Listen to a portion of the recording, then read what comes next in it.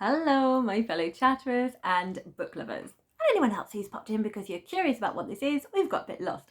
I'm Chatty. Welcome to my channel, Chatty the Mad Chatter, where I'm going to be chatting away madly about a couple of books that are the next pairing for my Anyone for Seconds little series that I'm doing. So, I am basically matching up a second chance author with an author where I've read one piece of work from them that I really loved, and I want to see if I continue to love them. So my second pairing, I was going to call it like the no fae pair, but it turns out there is actually a little bit of fae in one of the books. So it's like more than fae. Now this is the more than fae pair, and it is then it chose The Order of the Pure Moon, Reflected in Water, and Sarah J. Maas's House of Earth and Blood.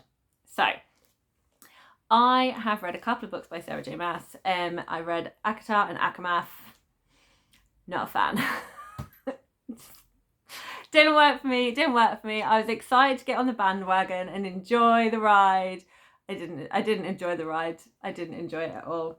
Turns out, not a fan of roller coasters. Generally true. Not a fan of roller coasters.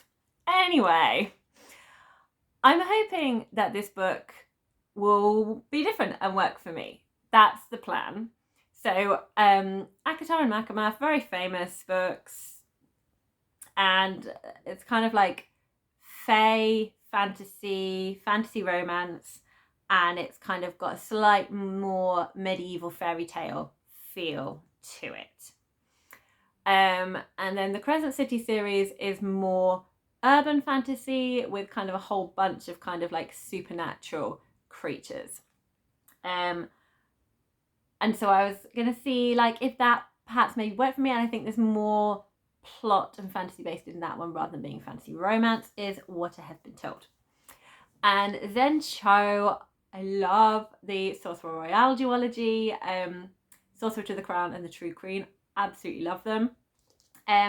And they are Regency, but with a fae world and fairies. So I loved it. It was brilliant.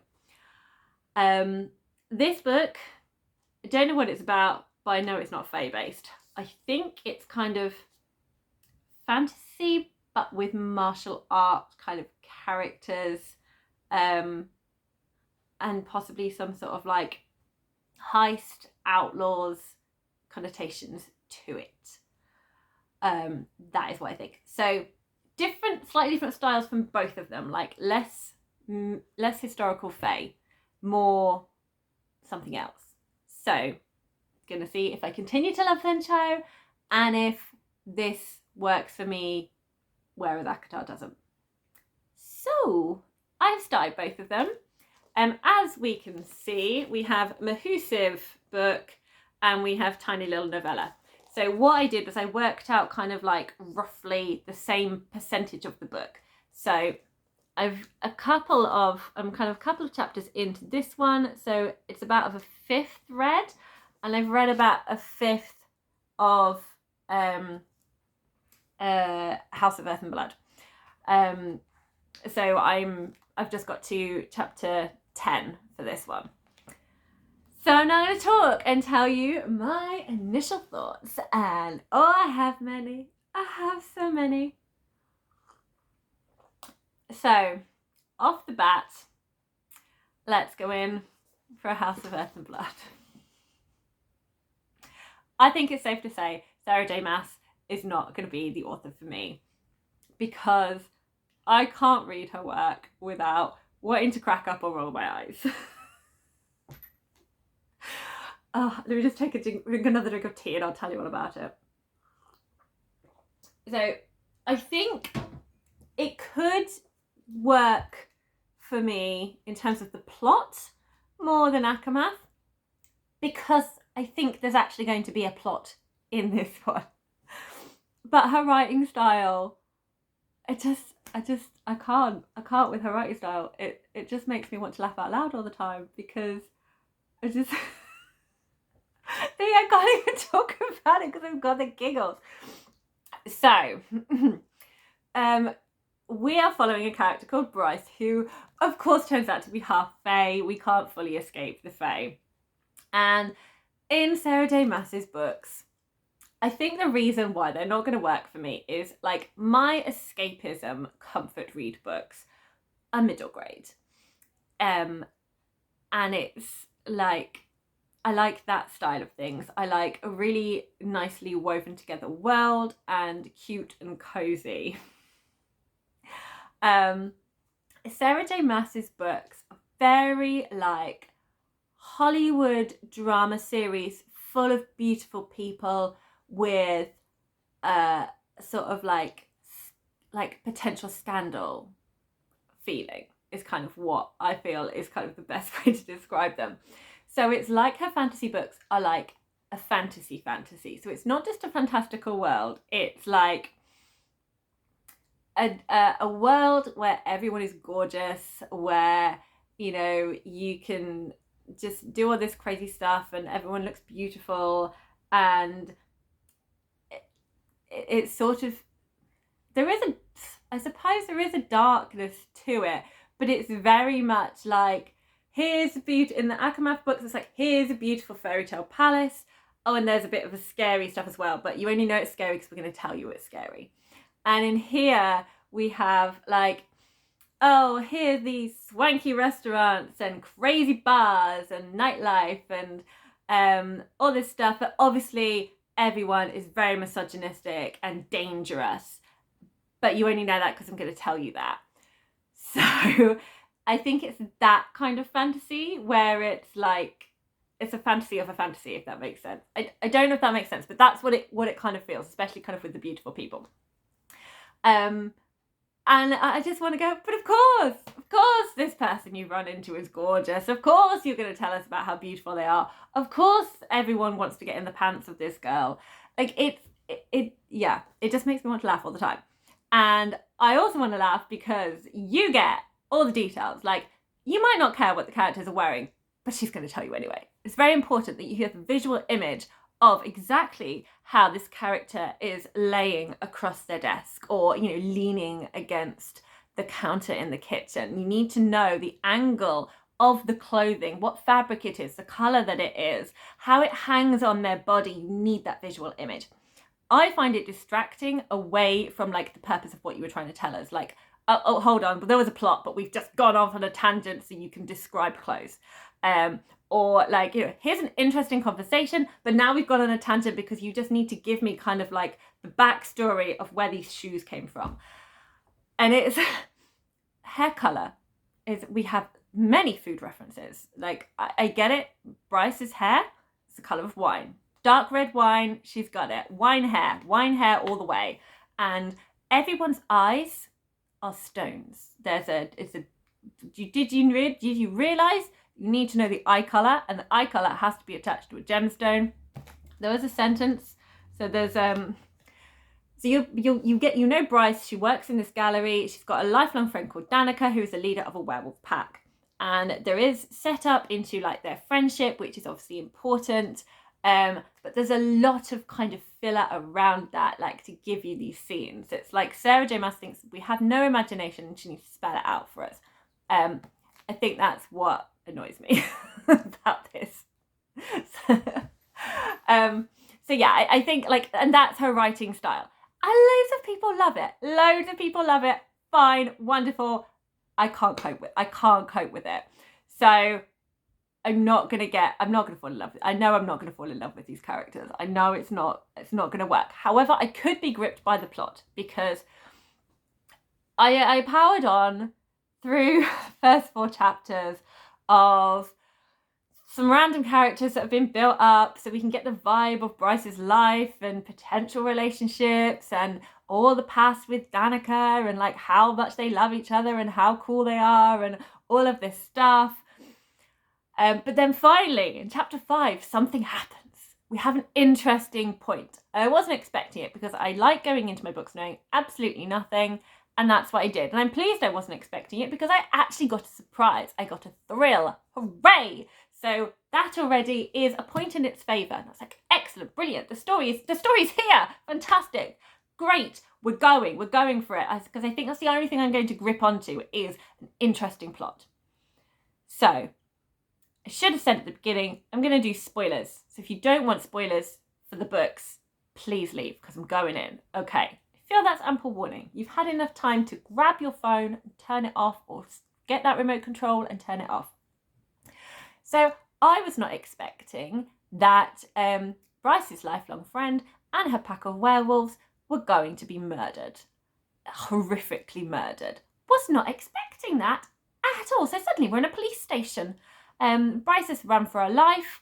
She was some dodgy kind of dealings down an alleyway, and then she's picked up by the police. She's off her face on party drugs and alcohol, because she's just come back from a crazy night out, because she's a party girl, and so she's kind of a bit off her face, but obviously has been severely sobered up by this extreme stuff. So we get to see kind of the police station, and the police are angels. So we get all these angel characters, and the way they kind of like interact with Bryce and talk about Bryce, and then we're getting a little bit more of the interesting backstory. So we're getting the kind of political side of things, and like this could be interesting, the politics of it all. I'm already intrigued, as I was very intrigued as to kind of like Danica's relationship with her mum and leading the pack, and already I was like, well, Danica already feels much more interesting to me than Bryce because of the setup, so I kind of wanted to know her deal a bit more. Obviously we're not going to now because she's dead. So we see her mum come in, and then we've heard of Bryce not getting on with her half-fae brother, who is fully acknowledged by the father. He's a prince. And then he charges down to the police station. And so that's all very exciting. It's all very interesting. I'm like, oh, amazing. This sounds like a political, like, hot, like, explosion. Like there's like a time bomb that's going to go off, because suddenly the angels are like, abort, do not interrogate the witness anymore. We've just realised she's not actually human. She has connections to the Fae, and they are going to be pissed if we don't drop this now. This is not in our jurisdiction. We need to let it go. You've also got the angry mum werewolf coming in, who hates her daughter's friendship with Bryce, but also kind of hates her daughter anyway. And then you've got Bryce's supposedly estranged brother, who they don't get on with, like claiming her, and that the police can't hold her, and all of that stuff. So I'm like, oh, interesting, intrigue, exciting. We've jumped ahead. So Bryce was let go, and that's all we hear about it. Like she's gone off to deal with some mourning. There's a little bit about her and Danica's funeral in the way they kind of do it. For some reason, a brother of Ethan or something, that like apparently she loved next to Danica. He's like a sort of like kid brother.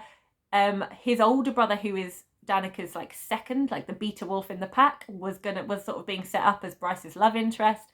Suddenly he's really pissed with her, and I don't know why. Like she didn't kill them. Like, is he annoyed with her for surviving when everyone else died? Like, I don't get what he's annoyed about. I've clearly missed something somewhere that the wolves are pissed at Bryce, and I don't know why. I really don't know why. If anyone knows why, please explain. Why are they pissed with Bryce? Please tell me that. Where's I going with this? Oh yeah, and then suddenly, like, we've reached the end of like part 1, and then we're back to slow pace setup again, and I'm like, oh. Hold on, I started to feel invested in the plot, and now I'm not. Like, we've lost it. So suddenly we've gone from angels don't touch this case to just let it go and be fine about it. That's fine. That's like, oh, I thought we had this kind of like political kind of upheaval. We were going to have angels versus fae versus wolves, kind of, like, you know, don't tread on people's toes. But no, the important thing is we need to get back to Bryce and Bryce's emotions, and how Bryce is coping, and what Bryce is doing, and we need a lot of background information again. So we meet Bryce again doing a deal because he's with the gallery, and of course this vampire wants to get into Bryce's pants, so she's got to kind of tell him no. And then we hear more backstory about how Bryce has been, and thinking about her past with Danica, and now Danica's left with this money and she hates it, but she's living in an apartment that's just her because she just wants to be by herself and she's never got over this. We're just little tidbits about Bryce's trauma. So we just get all of that, and I'm just like, oh, you've just dropped the pace down a lot, because right now I kind of I don't hate Bryce. I'm sure she's perfectly fine, but I don't think we'd be friends, and it's a horrible thing that have happened, but I don't really care. What I do care about is some political fun times where people are going to be mad at each other. Like that I was excited by. Like life and death situations, I was excited by those, but we've lost all of that. But then we get introduced to who I presume is the actual love interest, the Angel Hunt, who is the probably misunderstood bad guy that's going to turn out to not be a bad guy. Is kind of what I'm getting from here. So we have broody, everyone's scared of him, everyone hates this kind of like angel dealer of death, avenger guy who is like the head angel's like personal assassin because he was on the wrong side of an angel rebellion. And obviously he's atoning and feeling guilty and wanting to earn his freedom. So I'm presuming that his path is going to cross with Bryce's, and there's going to be some sort of relationship between them. And hopefully they're going to solve the murder of what happened to Danica. Maybe there's going to be more politics. I don't know. But I really hope that the story is allowed to flow and not be interrupted with a load of background information that we probably don't need. Like, I usually don't mind an info dump. I have them in certain fantasy and people have been annoyed with it, where I was like, I've actually not minded because it's made me understand something. But you kind of just get one and then you move back on with the plot. But here it's like, here's a bit of present day plot and then here's a random info dump. And here's a bit more present day plot and here's a random info dump, because I don't want you to misunderstand this character. I need you to know the relationship and how much this character feels with this character. So here's some information just to cement that into your head. Right? They like each other a lot. They've been through a lot. Understand this, please. So, it's a lot, really, SJM. So it's not my preferred way of writing. But we'll give it a go. I was also going to look, that was it. I was going to look, we get 2 description within 2 sentences that I feel the need to share with you because it's enjoyable for the wrong reasons. Where is it? Oh man. Let me just find it or we'll waste your